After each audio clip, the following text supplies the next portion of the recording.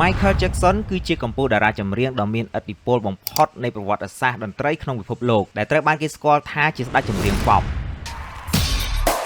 ហើយបើទោះបីជាលោកបានស្លាប់ទៅហើយប៉ុន្តែប្រជាប្រិយភាពនិងកេរ្តិ៍ឈ្មោះនៅតែបន្តមានរហូតមកដល់សប្តាហ៍ថ្ងៃមិនថាប្រជាជនតាមបណ្ដាប្រទេសណាទេគឺសុទ្ធតែមាន real fan របស់ Michael ហើយតែទទួលតាម style របស់គាត់មិនមែនតែសបកក្រៅណាបងប្អូនសូម្បីតែអត្តចរិតនិងកាយវិការការនិយាយស្ដី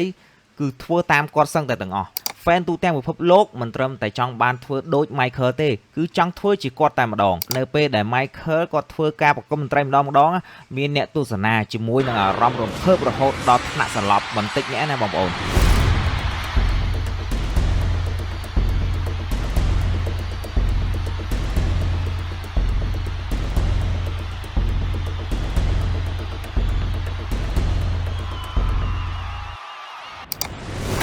សួស្តីបងប្អូនវីដេអូនេះខ្ញុំមិនមែននិយាយពីប្រវត្តិរបស់ Michael Jackson ទេគឺខ្ញុំនិយាយពីឥទ្ធិពលហើយនិងប្រជាប្រិយភាពរបស់គាត់តែប៉ុណ្ណោះហើយវីដេអូបន្ទាប់ខ្ញុំនឹងនិយាយពីប្រវត្តិរបស់គាត់ឲ្យលម្អិតជូនបងប្អូនទាំងអស់គ្នាបានដឹងសប្តាហ៍ថ្ងៃនេះMichael Jackson នៅតែត្រូវបានគេចាត់ទុកថាជាសិល្បករដ៏អស្ចារ្យបំផុតម្នាក់លោកបានឈ្នះពានរង្វាន់ Grammy ចំនួន13និងត្រូវបានបញ្ចូលឈ្មោះក្នុង Rock and Roll Hall of Fame ចំនួន2ដងបទចម្រៀងនិងក្បាច់រាំរបស់លោកនៅតែបន្តជះឥទ្ធិពលដល់សិល្បករជំនាន់ក្រោយៗទូទាំងពិភពលោកកំឡុងពេលដែល Michael Jackson ទទួលបានប្រជាប្រិយភាពខ្លាំងនោះវាបានផ្ដល់ឲ្យពិភពតន្ត្រីមានការប្រែប្រួលខ្លាំងដោយអាល់ប៊ុមចម្រៀង Thriller គឺជាឯកតកម្មដ៏អស្ចារ្យបំផុតនិងលក់ដាច់ជាងគេនៅក្នុងសម័យកាលនោះហើយក៏នៅតែមានប្រជាប្រិយភាពមកដល់ពេលបច្ចុប្បន្នការបង្កើតយុគសម័យ Music Video Short Film ដែលគេហៅថា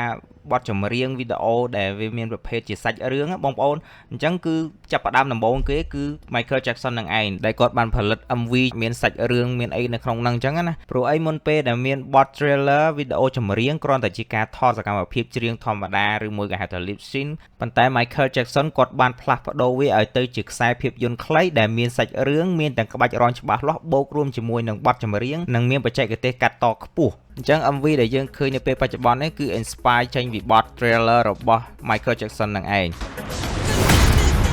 ការចាក់ឥទ្ធិពលនៃជំនាញដ៏ប៉ិនប្រសប់និងច្បាស់លាស់របស់ Michael Jackson បានសាយភាយទៅដល់ទូទាំងពិភពលោកសូម្បីតែវិស័យតន្ត្រី K-pop របស់ប្រទេសកូរ៉េខាងត្បូងក៏ទទួលឥទ្ធិពលពីក្បាច់រាំនិងទម្រង់នៃការសម្ដែងរបស់គាត់ដែរគេអាចចាត់ទុកថា Michael គឺជាបិតាម្នាក់ដែលបានផ្ដល់ជាគំរូដល់ឧស្សាហកម្ម K-pop នាពេលបច្ចុប្បន្នហើយស្ទើរតែគ្រប់ក្រុមចម្រៀងរបស់ K-pop ទាំងអស់បានយកគំរូតាមបច្ចេកទេសរាំ style fashion ជាពិសេសក្បាច់រាំប្រភេទ moonwalk និង robot ការរាំដែលមានភាពច្បាស់ shape movement គឺជាមូលដ្ឋានគ្រឹះនៃក្បាច់រាំ K-pop ទាំងមូល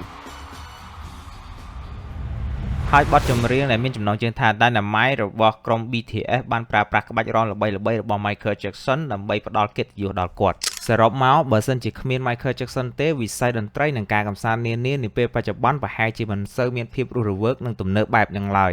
លោកគឺជាអ្នកដែលធ្វើឲ្យការច្រៀងនិងការរាំក្លាយជាសិល្បៈតែមួយដែលមិនអាចខ្វះបាន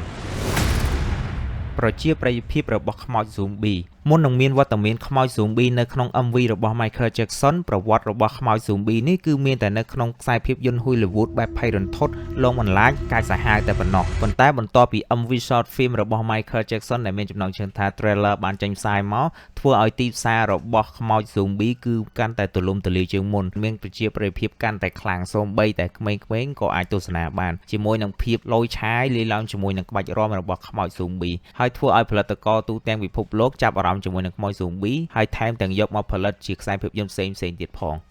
បន្ទាប់ពីការងារសិល្បៈ Michael Jackson ក៏មានសកម្មភាពមនុស្សធម៌ដែរលោកគឺជាសិល្បករម្នាក់ក្នុងចំណោមសិល្បករដែលបរិច្ចាគប្រាក់ច្រើនបំផុតក្នុងប្រវត្តិសាស្ត្រដែលមានចំនួនជាង$300 លានបទចម្រៀង We Are the World ដែលលោកបានរួមគ្នាបង្កើតបានរៃអង្គាសប្រាក់រាប់សិបលាន$ដើម្បីជួយដល់ប្រជាជនដែលខ្វះខាតអាហារនៅអាហ្វ្រិកលោកបានបង្កើតមូលនិធិ Heal the World Foundation ដើម្បីជួយដល់កុមារដែលរងគ្រោះដោយសារសង្គ្រាមនិងជំងឺរាតត្បាតអ្វីដែលខ្ញុំបានរៀបរាប់តាំងពីដើមមកវាគឺជាឥទ្ធិពលហើយនិងប្រជាប្រិយភាពរបស់ Michael Jackson លោកមិនមែនមានតែត្រឹមប៉ុណ្្នឹងទេគឺមានស្នាដៃជាច្រើនទៀតគ្រាន់តែខ្ញុំមិនបានរៀបរាប់អស់ ហើយ Michael ក៏ជាបុគ្គលម្នាក់ដែលបានផ្ដល់កម្លាំងចិត្តមកដល់ខ្ញុំក្នុងការបំពេញគោលដៅនៃជីវិតចង់ធ្វើអីគឺធ្វើឲ្យល្អកុំបោះបង់ចោលក្តីសម័យរបស់ខ្លួនឯងចុះបងប្អូនទាំងអស់គ្នាកំពុងស្ដាប់វិញធ្លាប់ស្ដាប់បទចម្រៀងរបស់ Michael Jackson ណាខ្លះអាចខមមិនអ្នកមួយនៅខាងក្រោមវីដេអូរបស់ខ្ញុំហើយបើសិនជាការអធិប្បាយរបស់ខ្ញុំមានកន្លែងណាខ្វះខាតបងប្អូនអាចខមមិនបំពេញភាពខ្វះខាតរបស់ខ្ញុំបានអរគុណសម្រាប់ការទស្សនាវីដេអូមួយនេះសង្ឃឹមថាអ្នកទាំងអស់គ្នានឹងពេញចិត្តហើយចុច like ចុច share ជួយចុច subscribe YouTube របស់ខ្ញុំអ្នកមួយផងជួបគ្នានៅវីដេអូក្រោយទៀតជាមួយនឹងខ្សែជីវប្រវត្តិរបស់ Michael Jackson